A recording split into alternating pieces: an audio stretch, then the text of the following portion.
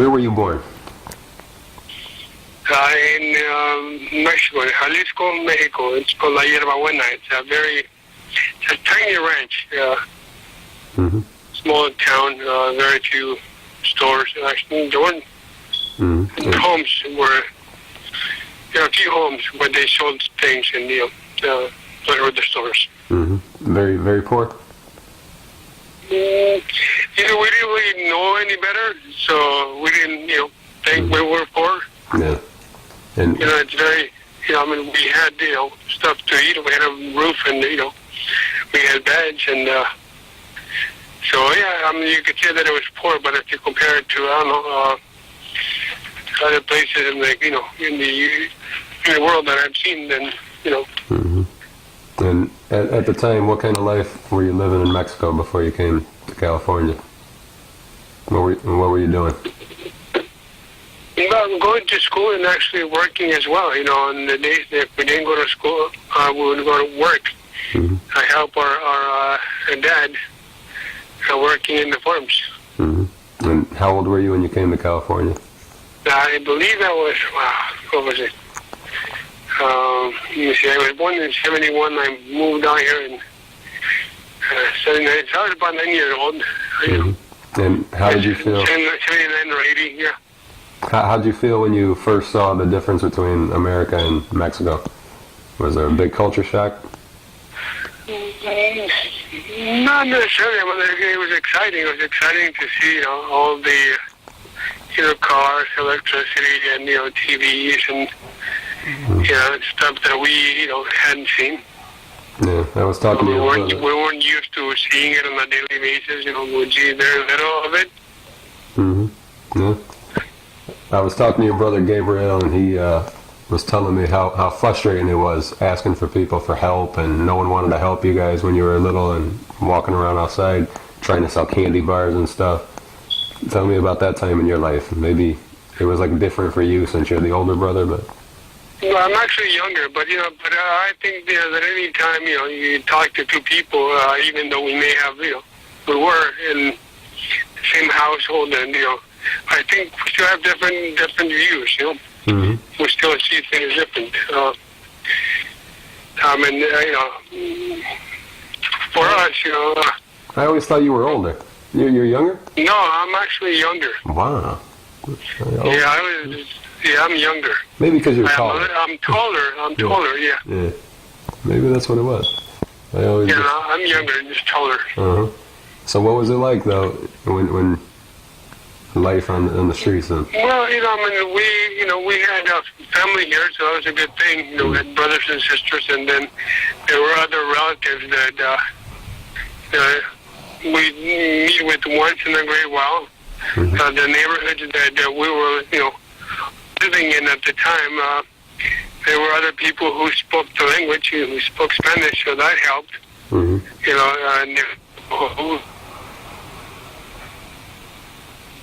Hello?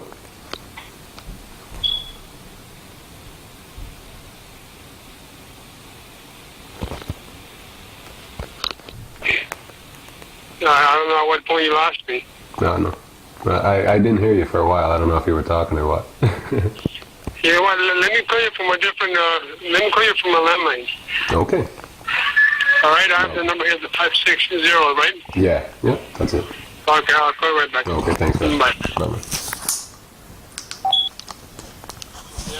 Hello. Hello. Chris. Yeah. How you doing? Okay. It's Rafael. So, anyways, I was saying that. Moving here, it was exciting. It was also different. It was kind of shocking when, for the first time in our lives, we saw, colored people, black people, and they were just staring, and our sisters, say, hey, stop staring. It's fine. They're normal. It's, that was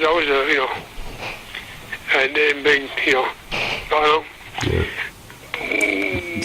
Gabe said shock, that too.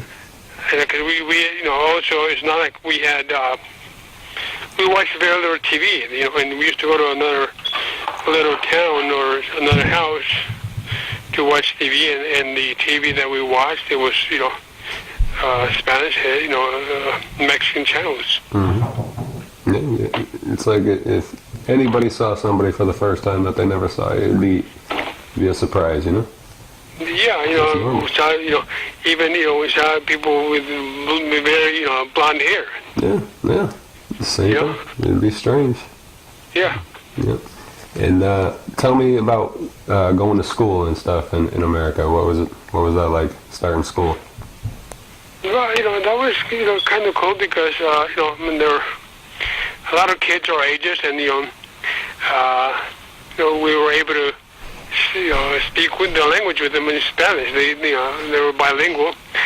Some didn't, but little by little we were learning the language, and I made more of an effort than my brother did at studying the language and learning the language much faster. Mm-hmm.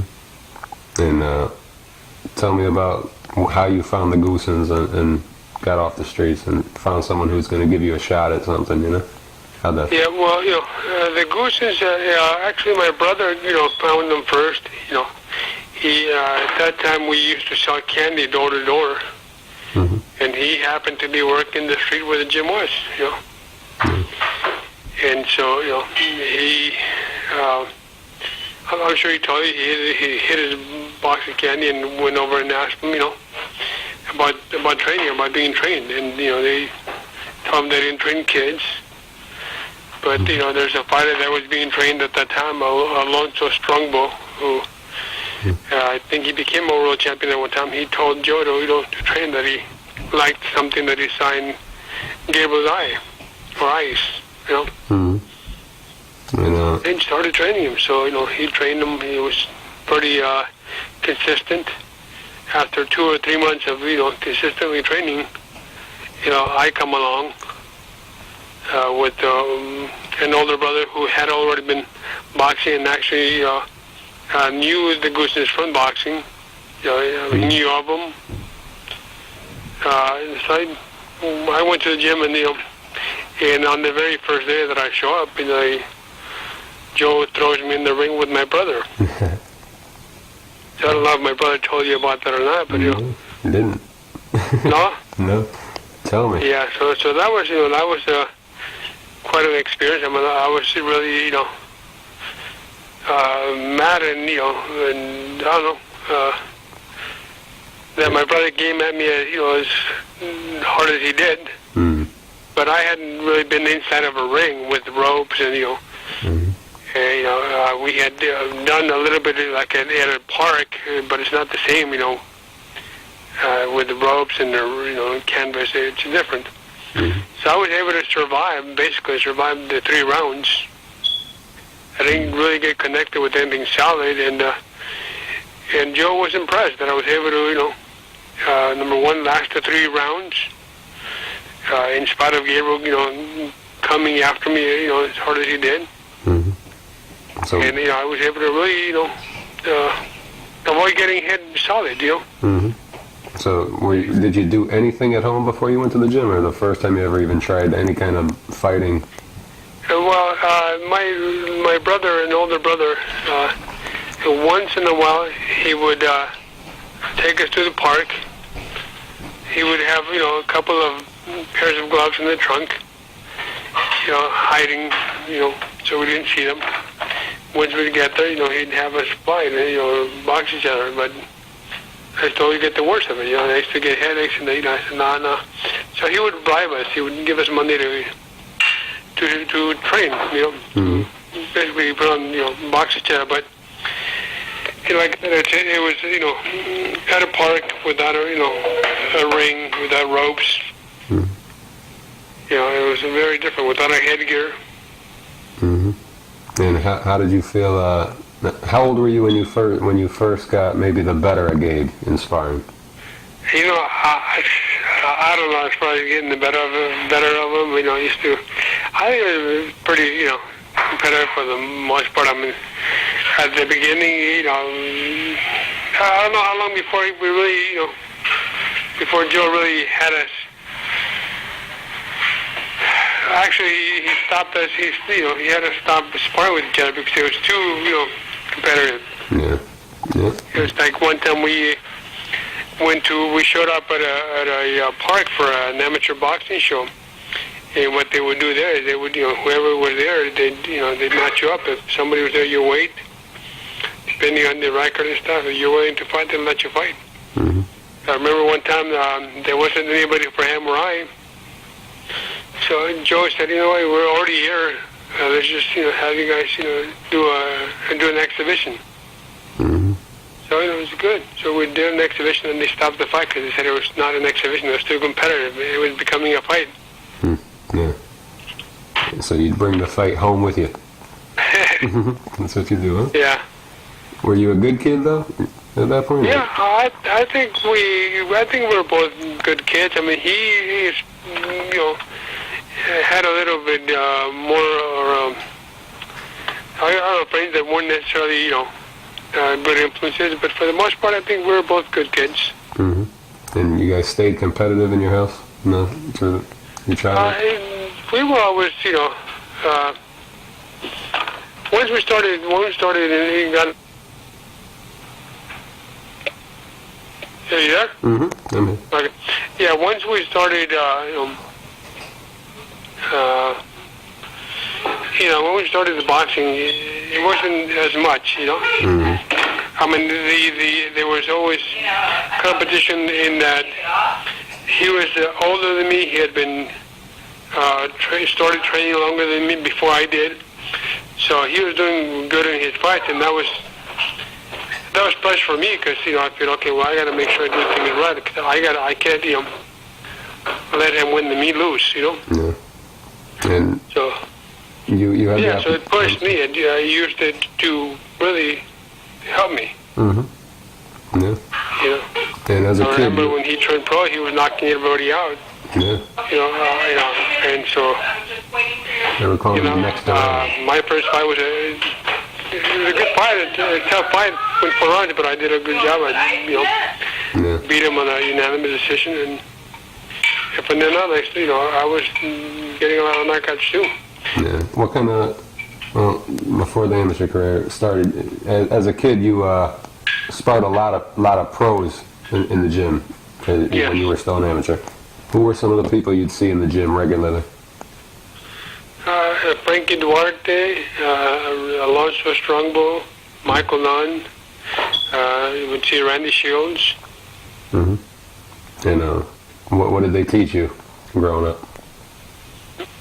Well, they would always, just, basically a few twitches here and there, and they'd always just tell us, got to be, consistency. Just keep practicing, and, even if things may seem awkward at the beginning, they say, a little by little, Mm-hmm. they'll start feeling right. Yeah. Were they all good influences on you? Yeah, they were all good influences, yes. What kind of guy was Michael Nunn? I hear a lot of people say that he was a tough guy. Was he a tough guy? You know what? I mean, when we saw him, he was mellow. He was pretty, etiquette guy. I mean, he seemed to be, Mm-hmm. a good guy. Yeah. And what kind of amateur record did you have? I can't find your record. As far as the record, I didn't have that many amateur fights, and I really don't recall the record. I just recall maybe my 3 losses. I think I may have had 3 losses. Yeah. What was one was Shane Mosley, which was actually my first one. Uh-huh. And what was that like? Shane Mosley. At that time? No, I don't want her to do that on our day off. She lives. What was that? What was fighting Shane like in the amateurs? Oh, he was very, very fast. He was very, very quick. I think the fight might even be on YouTube. Mm-hmm. We actually entered an invitational tournament. Invitational meant that even if you were a novice fighter, you were going to be fighting people, in the open division. Mm-hmm. So we both entered, and this was at the Olympic Auditorium. It was in honor of Hector Lopez, who had won a silver medal I think it was 84 Olympics, or 88. Mm-hmm. So, I made it to the finals, and I fought Shane Mosley, I think it was a close fight. They give him the decision. And who else did you fight that names we'd recognize? Must have been a hot California scene at that time. Oscar de la Hoya. Did you fight him in amateurs? Yeah, you did. As an amateur, we fought about 3 times. We had one exhibition. I lost him the first time. I beat him after that. We had an exhibition. And I beat him twice in the amateurs. 2 out of 3 fights you beat him? Yeah, and then we had an exhibition as well. And did you have any kind of relationship with him at the time? Not really. I mean, we were, in, pretty much the same weight division, so we were rivals, And who? I mean, it's not like, rivals, but there was no animosity, Yeah. I mean, I remember fighting in the tournament where his mom was there, and his dad was there. And, he lost to a guy called Ruben Espinosa. And we were in a tournament, so he lost him, and the next day, and I was fighting. And, the mom was rooting for me. I seen they were rooting for me. I was fighting the guy who had beaten Oscar. I actually ended up losing to him as well, to this Ruben Espinosa. No, you lost to him too. Whatever happened to Ruben Espinosa?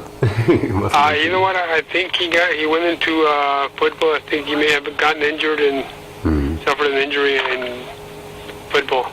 Yeah. So who was tougher, Shane or Oscar, at that point? It's 2 totally different. Oscar was very. He was quick. Just Shane was quick. So was Oscar. They were both very quick. But Shane punched in flurries. Yeah. And I think Oscar was more solid. Yeah.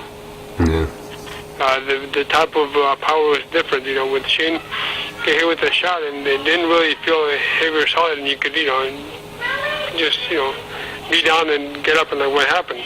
Not that he ever knocked me down, because we did do enough sparring and in the fights as well. But with Oscar, it was more, more. I don't know, just felt more solid, more, Yeah. And did you have Olympic hopes for yourself? You know what? I not necessarily, because we were not citizens at the time, and we had been living in the U.S. for many years. Yeah. We did enter a tournament and fight guys from Mexicali, Ensenada, TJ, the surrounding border towns. And we won the tournament, both my brother and I, and one other guy, from Oxford. So that earned us a trip to the Olympic trials in Mexico City. Wow. So we did participate in the Olympic trials. My very first fight, they do a draw.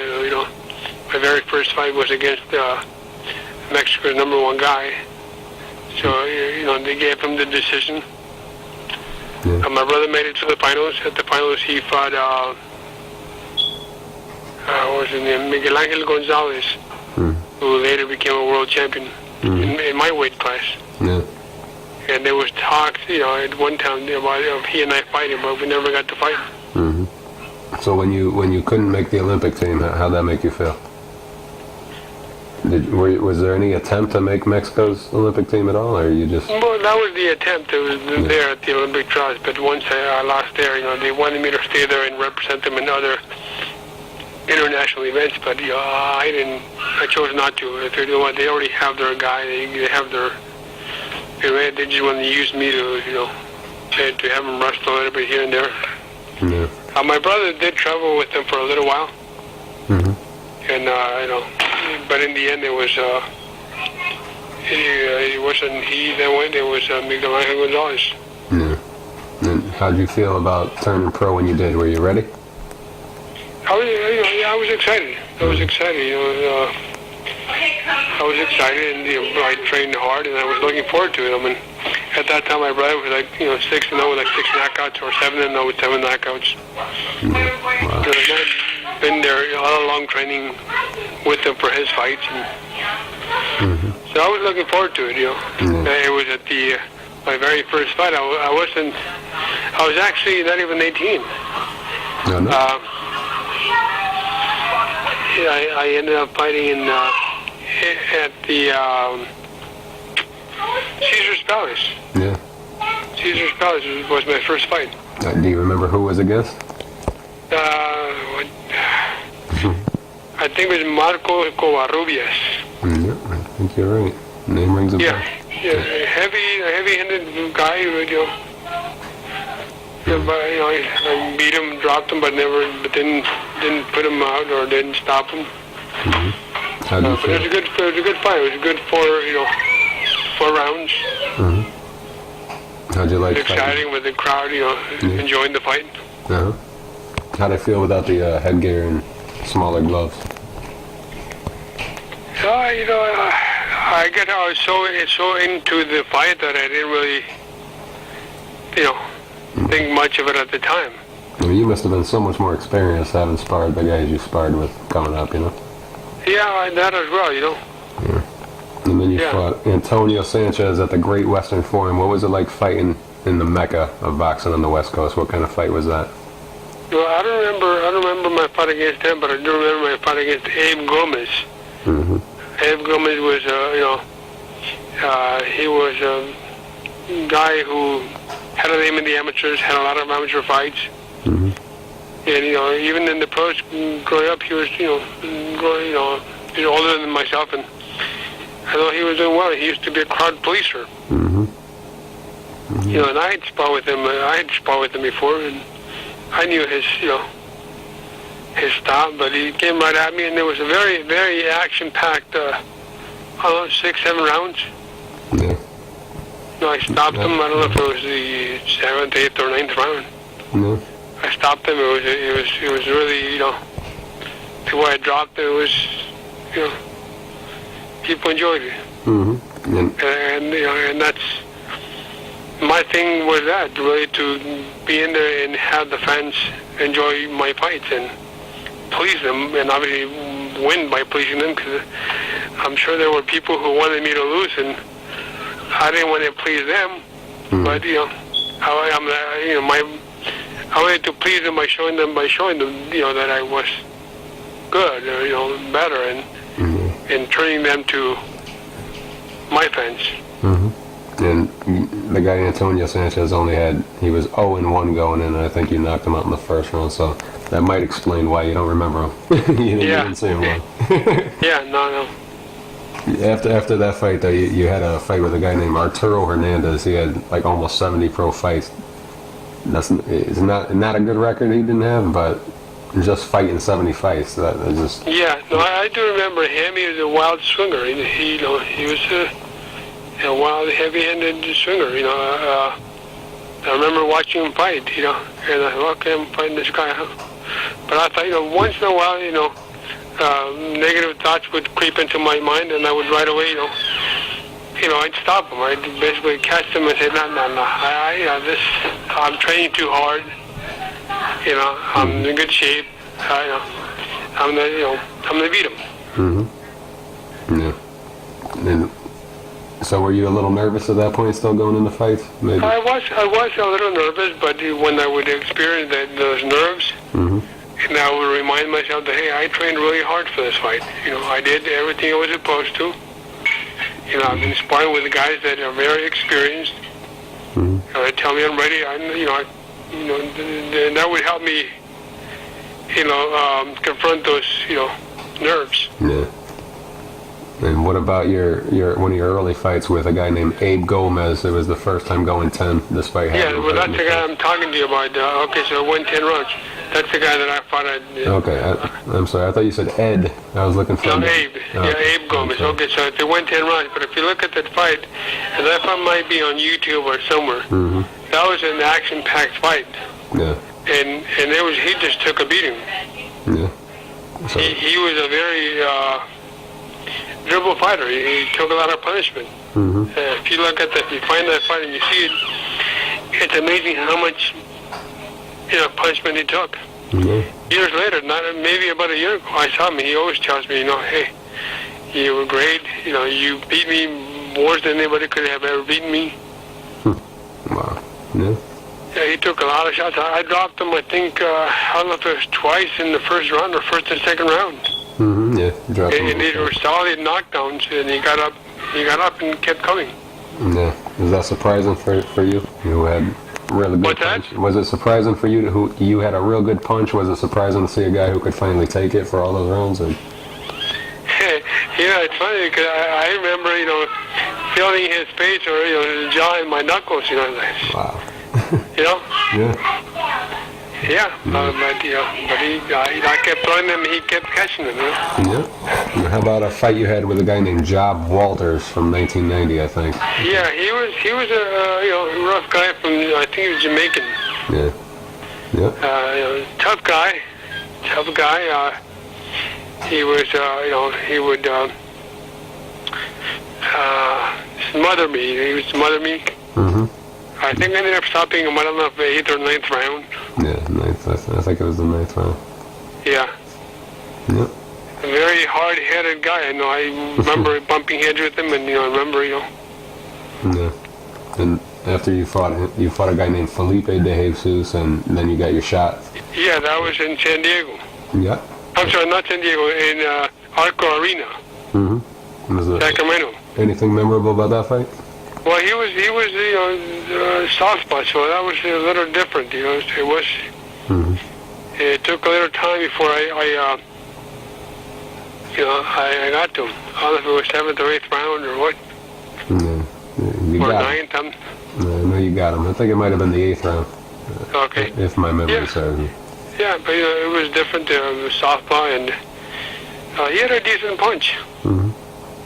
And how'd you feel going into the fight with Richard Abil for the USA California Featherweight Championship? That was your first professional championship you were going into. Were you confident going in, or still nervous? Yeah, no, I was always confident because I'd always trained, properly. I was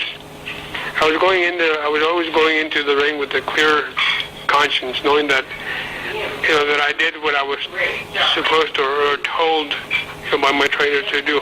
Mm-hmm. And also I knew that I hadn't done anything I wasn't supposed to do. Yeah. So I did feel confident. Yeah. And how'd you feel after it was over and you had your first professional title? How'd that feel? Well, it was a great feeling, great feeling to have a belt, around my waist, and that was a local fight in Reseda, which is, the LA County, San Fernando Valley, which is where I grew up. I've been here pretty much since like 80. I was in Santa Cruz, California for 3 months when we first came to the U.S. Mm-hmm. After that, it's just been in the San Fernando Valley for me. Yeah. After that, you fought a guy named Tomas Valdez for the IBF Americas Championship. Now you're getting up there. It's an IBF belt. How'd that feel? Yeah. You going in for a bigger title? It was always exciting and satisfying because I've been training consistently for many years. Even before I turned pro, we were in the gym daily, Monday through Saturday. Mm-hmm. And then your Steve Cruz fight for the NABF title. What's that? The Steve Cruz fight for the NABF title. Yeah, that was another fight where I would remember getting a little nervous because I remember what a big fan my older brother was of Barry McGuigan. Mm-hmm. And I remember he knocked out Barry McGuigan, I think, in the 15th round, in Vegas, I believe. Yep. And I remember watching him fight, but I used to think, you know what? And I remember at the weigh-in, seeing him, and he would look at me, and I could tell that he would, at least my interpretation or my reading of his expressions were that, he thought he was fighting a kid, Mm-hmm. But I thought, but I would say, you know what? Hey, I'll only show you what a kid I am, just we'll see, because I felt good, Yeah. I had been sparring with good fighters and doing very well against them. Mm-hmm. And So that gave me confidence. yeah. How'd you feel after winning the NABF title? It was great. It was also, I think it was my first time that I ever got knocked down in my fight against him. I did get knocked down, but it was just on the knee. I just went to the knee and got back up, and and I said, and I thought, okay, well, I remember, thinking, okay, good shot, but I'm okay. It didn't. I was glad that I didn't. Like, oh, I better get away, or I better, not go after him, or I better be more careful or stuff. Mm-hmm. To the point where I better not go after him anymore. So I was glad that that I guess my mind, my instincts were still to go after him. Yeah. Yeah. Did you and feel? not to retreat and be safe, or Yeah. Did you feel ready for anybody in the world yet at that time? Yeah, yes, I did. I felt very good at that time. Yes. Yeah. What was it like for you at that point? You're almost 6 feet. What was it like trying to make the featherweight limit still at that height? But it was tough. Even with that fight, it was really tough. That was a tough, fight to make weight for. Yeah. I think they may have been one of the few times where, I had to go and chew gum and spit and jump rope and yeah. But I recovered quickly. I felt good, before it. So. Mm-hmm. And when did you decide to move up? Was it soon after that fight, right away? I think it may have been. I don't think I even defended the title. I think I just moved up right there. Yeah, then you had a fight with Narcisco Valenzuela. Yeah, and he was a experienced guy. He took a lot of shots. I think he may have gone to the 10th, 11th, maybe in 12th round. I don't remember. Mm-hmm. I'm not sure if it was. Yeah, I think it was the 11th. Okay. I think. Don't quote me on that. But how'd that feel beating that guy? How'd it feel being up at a newer weight, and how'd you feel in there with that tough guy? Well, I was satisfied that they're having, even though I had stepped up in weight, I was still able to. I guess take their shots, and it didn't seem much different. Mm-hmm. And I was able to, I believe I stopped them again, I'm not sure if it was, but I think I did stop them in the later rounds. Yeah, you did. I think you did for sure. What's that? Do you have to go eat now, Rafael? No, it's fine. Then you did stop him late, though. I think it was the 11th round you stopped Narcisco. Okay, yeah. I'm pretty sure. I know it didn't go to a decision, but I know you stopped him. Mm-hmm. Then you had your first loss against Mauro Gutierrez. What do you remember about that fight? Well, that fight, it was very action-packed. I think it was two or three rounds. Mm-hmm. And he's a very heavy-handed fighter, good fighter. But I thought I was faster. I was connecting a lot of shots on him as well. I think a lot more than he was connecting on me. If you look at that tape, which I may have somewhere.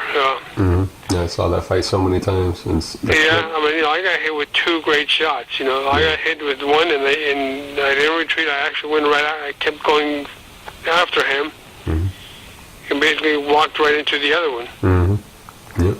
And at that point, what do you remember when you hit the floor? Did you have all your thoughts back? I recovered quickly, but I looked over at my corner, and my corner was, signaling to stay down, and they were counting. I was looking at him, not the referee. I was looking at him because he was, counting, and when he gave me the signal to, get up, I actually jumped up because, the ref said it was over. Mm-hmm. And if you look at that tape, you'll see that the ref had sent the fighter to a neutral corner.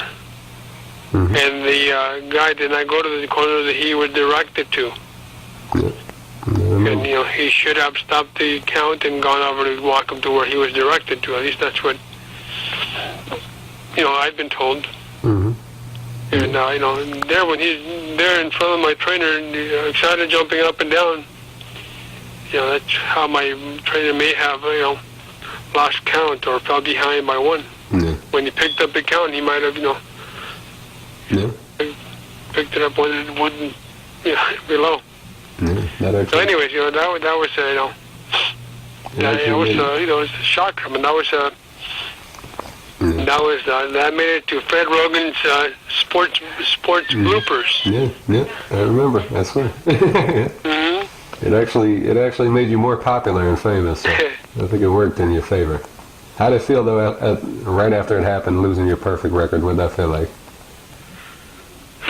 Well, it was disappointing, but what can you do? You just get back in the gym and train, and and move on. I was hoping to, get a rematch quickly. We tried. He was offered a lot of money at that time to give us a quick rematch. It didn't happen. Mm-hmm. It didn't happen. It happened about a year. I don't know if it was a year later. Who knows how much? Yeah, it was. How long later? It was like 3 weeks. It would have been a year to the day. So. Okay. Yeah. It was right there. About a year.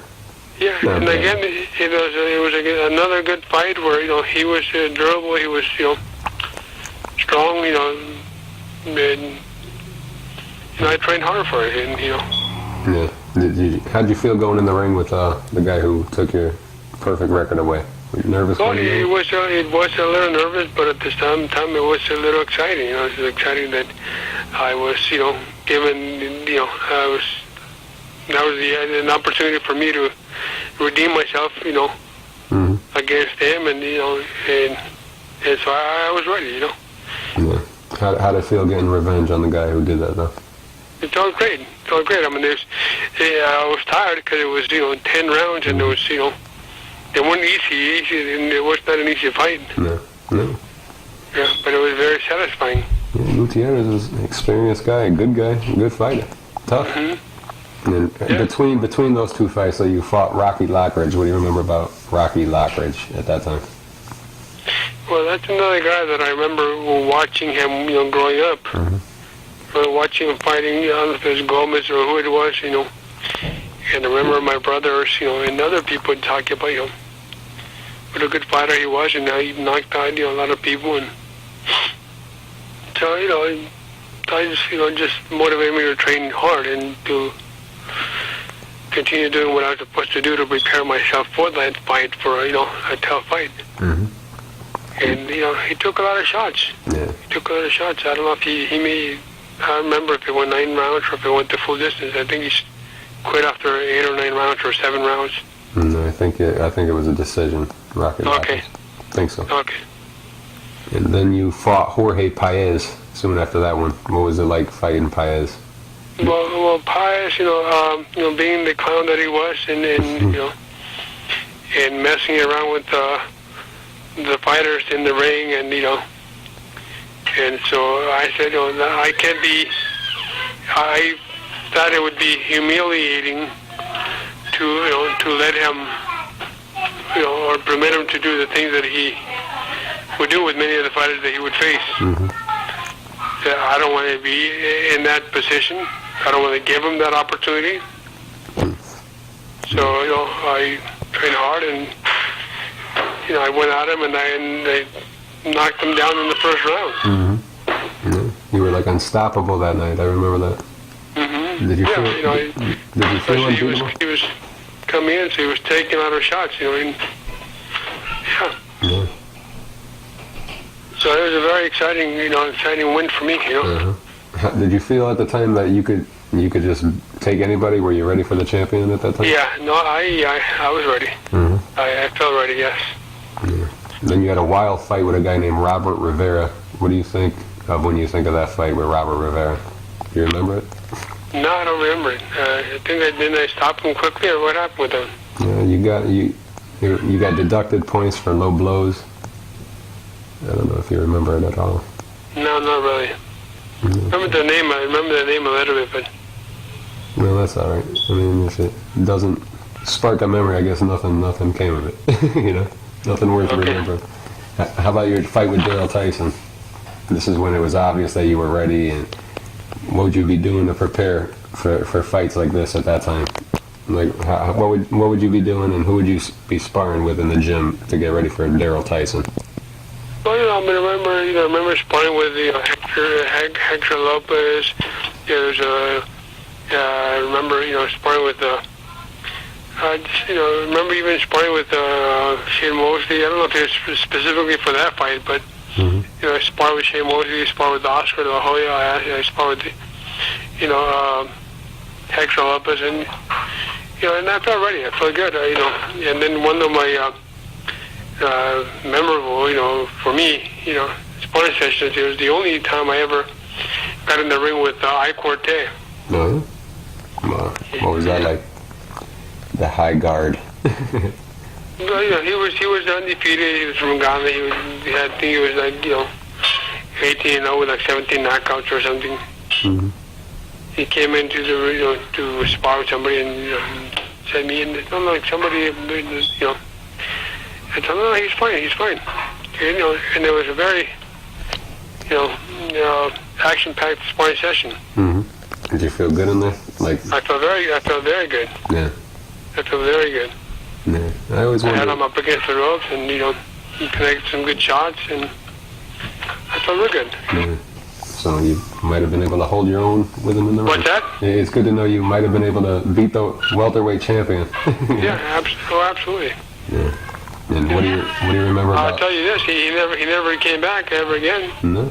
You chased him from the gym. Huh? Yeah. And what do you remember about the Daryl Tyson fight? Did you remember anything that in particular about that fight? I think I stopped like in the 9th round. Yeah, something like that. Yeah. Yeah, he wasn't an easy fight. A little awkward, a little also a little rough, a little dirty.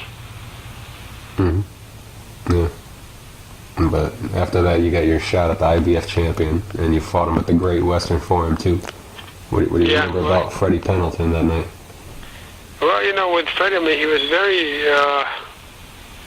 the most disrespectful fighter that I remember facing or meeting. I didn't even know that. I thought he was a quiet guy. No, he's very mouthy. He's very disrespectful. Talked a lot of crap. Yeah.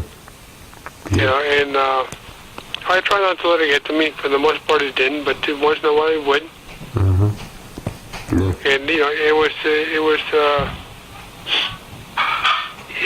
tough. It was a tough beginning. It was a very tough beginning, and it was, unexpected. I mean, he had speed, and I didn't expect, that I'd be getting knocked down as quickly as I did on, Mm-hmm. I got knocked down, I believe, twice in the first round. Yeah. And my thing, I kept remembering, I can't let it happen a third time because under the California rules, I would have 3 knockdowns would have been, automatic knockout. Yeah. What's that feel like when you know you must stay away from this guy for that time? Well, it was Like it was a little nervous. But at the same time, I kept thinking, I gotta make it.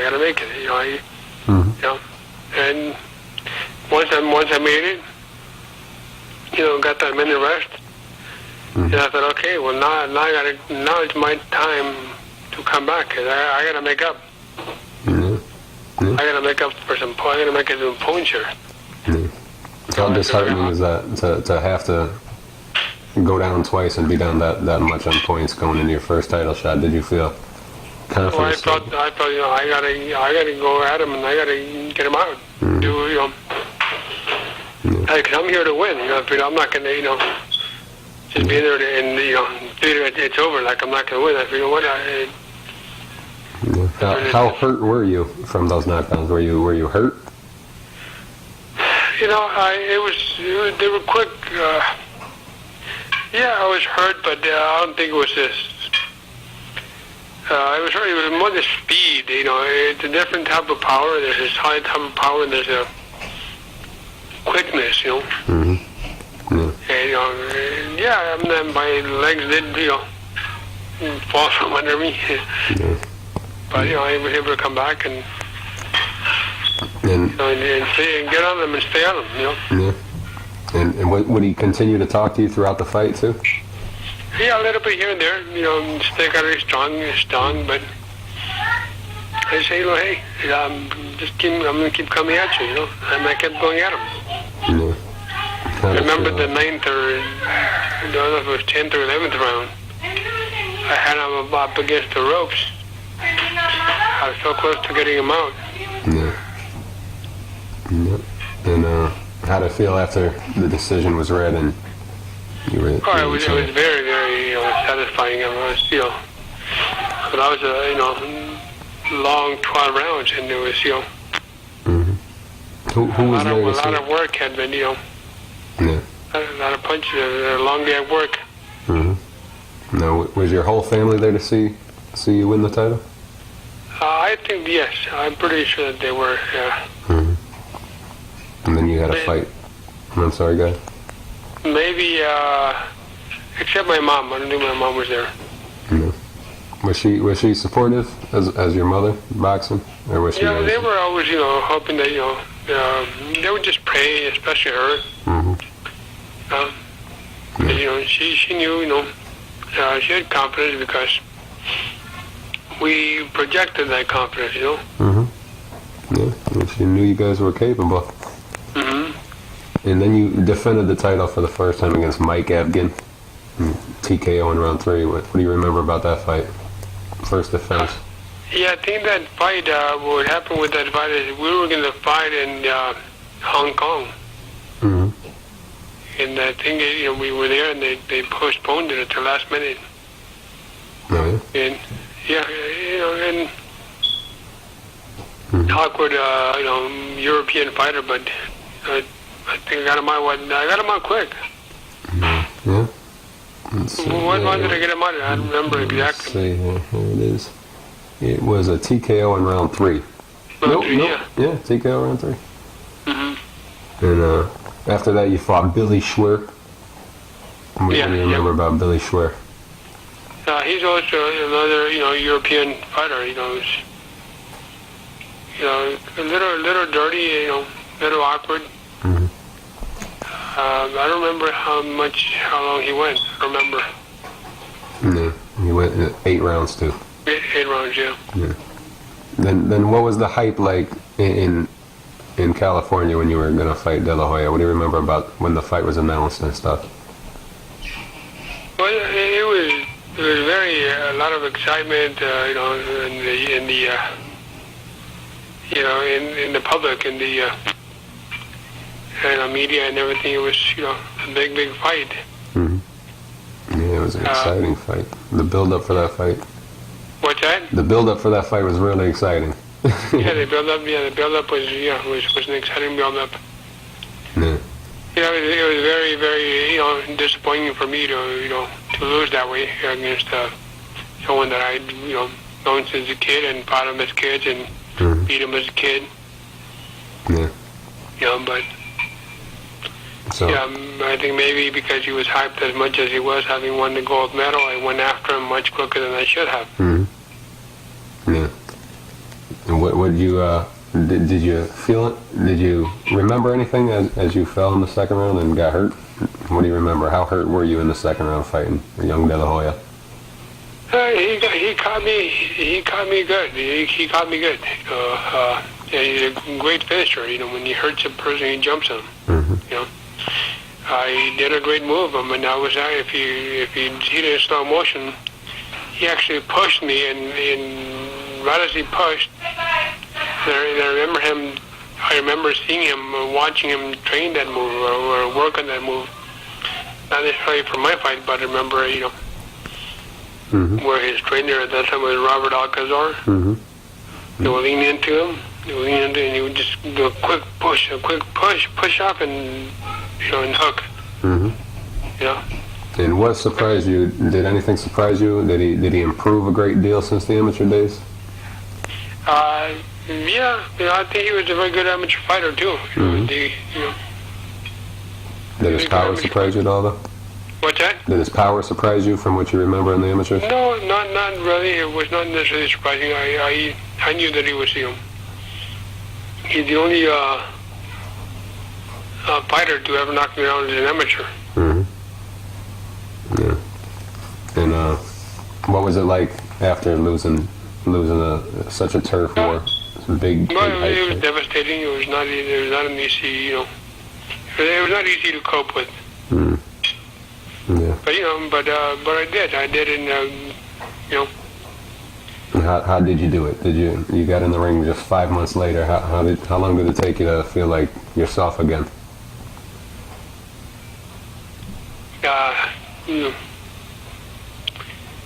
I don't know how long it took, but that fight was tough mentally, Mm-hmm. Do you wish you didn't get in the ring so soon after? What's that? Do you wish you didn't get back in the ring again soon after that fight? Or take more time off, would you rather? Do you I regret it? never thought about that. I wish I had gotten the but being that I got it, that it was, that it ended as quick as it did, Mm-hmm. it was. But yeah, would I have loved to get a rematch? Yeah, but Yeah. Well, 5 months after the De La Hoya fight, you went to the Bahamas. What did you think of being in the Bahamas? What was it like there? it was exciting. It was the Paradise Island. It was nice. Mm-hmm.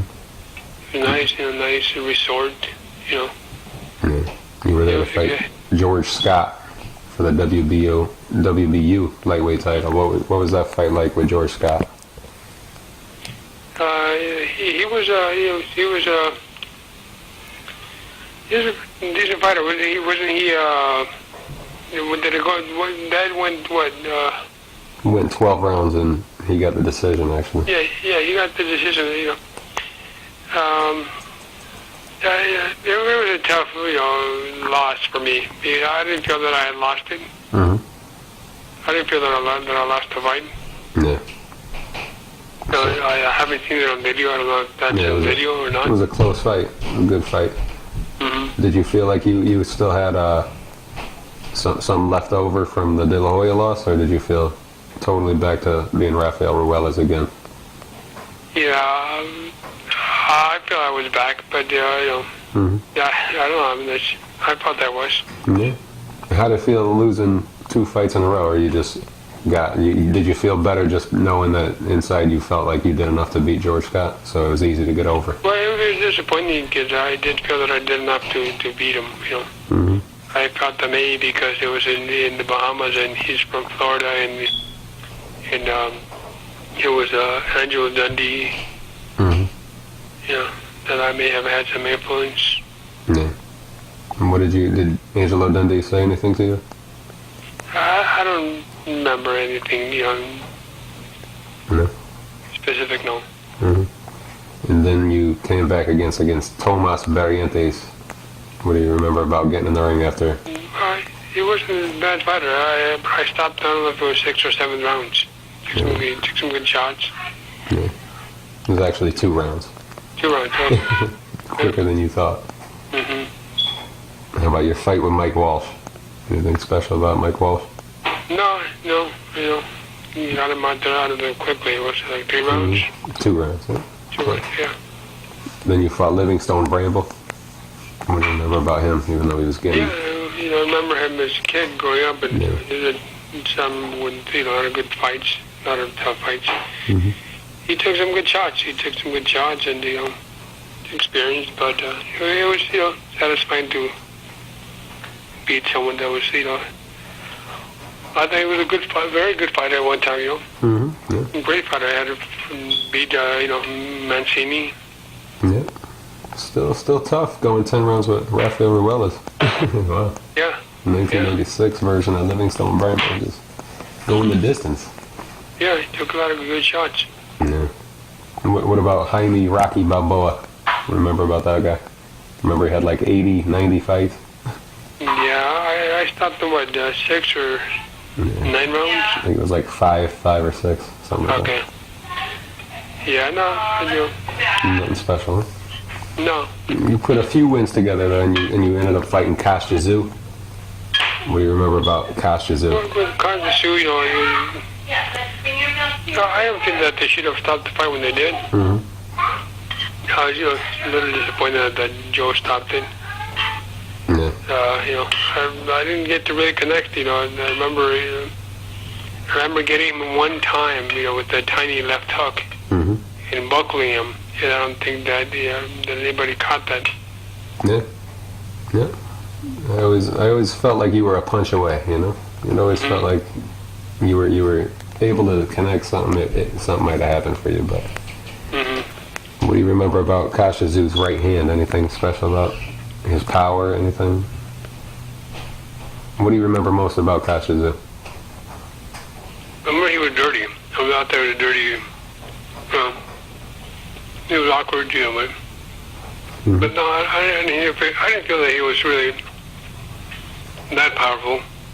Mm-hmm. I didn't feel that, he was as strong as other fighters that I, Mm-hmm. gotten hit by. Yeah. Did he surprise you? Anything surprise you about him at all? Nothing surprised you about Kashizu? I guess he had weird angles with punches. I didn't really. And then just he was so stand up and Mm-hmm. Yeah. But no. And you had your last fight, and your next fight was your last fight with Hiklet Lau. You won a split decision. What do you remember about your last fight? Well, I had some problems with my shoulder. Mm-hmm. I think I might have already had surgery. Yeah. But he was, not an easy fight, but I felt that, that I beat him unanimous. Mm-hmm. And did you know going into that fight that it was going to be your last fight? No. And what made you decide to give it up after that? I don't know if it was, talks with my trainer and family, and and then right after that, I think that might have been, I don't know if it was August or July or when was it? August 1999. Yeah, actually, August, what was it? August 8th, 1999. Your last fight with Hiklet Lau. Yeah, see, that was the year my oldest son was born. He was born August 30th. Oh, wow. August 30th. Mm-hmm. So, I figured, okay, got a kid and did this, I jumped right into a program at UCLA Extension. And I went back to school, Mm-hmm. Oh, that's good. Yeah, and then I became a stockbroker. Mm-hmm. So after your son was born, you decided you had enough of the sport? Yeah, okay, once I got into school, I got to now dedicate myself to school and doing something, outside of boxing. Mm-hmm. And what are you doing now? I'm doing a couple of things. I'm a customer service specialist at a company in Moore Park, California. I've been there since the end of 2007. Wow. And right before going into that, I was a full-time realtor. Full-time realtor for about 5 years. Wow. Now, what does someone say when Rafael Ruelas comes and gets out of the car to show an apartment or a house? What do you think? Well, sometimes, they're surprised and, I'm more excited, but, hey, just like I was a good, fighter, I'm a good realtor because, I know that it's, consistent discipline and hard work and,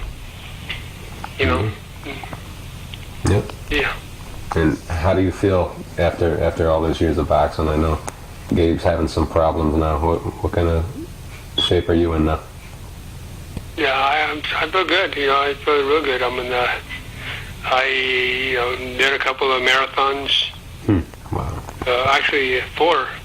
My first one, I made my goal of running it under 4 hours. I did it in 3:43. Next one was to do better, which I did. I did 3. I think I'm sorry, from 3:53 to 3:43 to 3:36 to 3:35. Wow. That's amazing. Mm-hmm. Natural athlete. What's that? I said you're a natural athlete. Yeah. And what do you walk around weighing though? What do you think I weigh on? I probably weigh like 160, you know. Okay. Wow. 160, 168, you know. Rafael Ruelas, the super middleweight. Yeah. Okay. Yeah, she says no, but yeah, I'm gonna jump on the scale real quick. Hold on. I'm gonna take off my shoes. No, I haven't. No, look, my shoes are off. Yeah, let me see. Let me see. This is. See the weigh in here. Yeah, 159.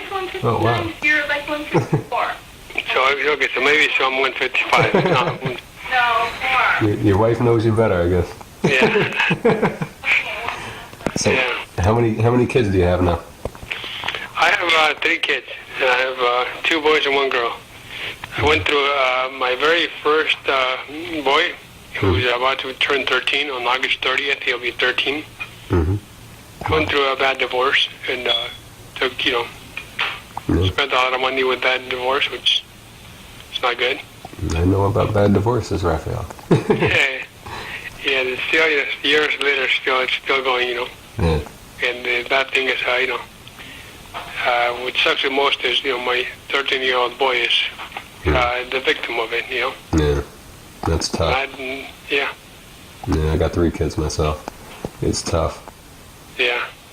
So, you know, but I have a beautiful wife that, you know, that I love, and they get along with her great, and That's great. you know, she was able to, you know, accept me, you know, in spite of, you know, I know having or going, you know, through a nasty divorce, and she's very supportive. She had a real good relationship with my son. My son, you know, Yeah.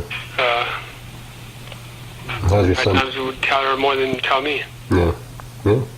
How's your son taking it though? Is he doing okay with it? Not now. You know, now he's yeah. Our relationship is not the best. You know, it's not bad. Mm-hmm. Yeah, could be much better. When we do see each other, he's good. You know, Mm-hmm. for the most part. Yeah, but you know, the minute I start trying to, you know, prevent him from doing things he's not supposed to do, he wants to just, you know, do what he wants. You know, and his mom lets him, for the most part, do what he wants. Mm-hmm. And I say, you know, not with Dad. You know, with Dad, it's a different story. Yeah. No, is your kids involved in boxing at all, or you won't let them? No, you know, I would have trained him, just teach him, but he didn't want me to train him, and he now was taking classes on his own with his mom. I think Jesse Reed was training him. No. I told him, you know, just, you don't need to go there. I can, you know, because he wanted me to take him there. I told him, no, I said, I'm going to take you somewhere else closer to home, and I know the guys, and they can train you, or I can train you. You know? No. Yeah, that would be good. Another Ruelas. Yeah, you know, he was insisting on going, you know, on going where he wanted, and they said, no, I said, not with me, so I didn't take him. Mm-hmm. Yeah. Is he pretty good though? I haven't really been able to see him, you know, in the gym or in the ring. Yeah. How tall is he? Tall like you? He's tall and thin like me, yeah.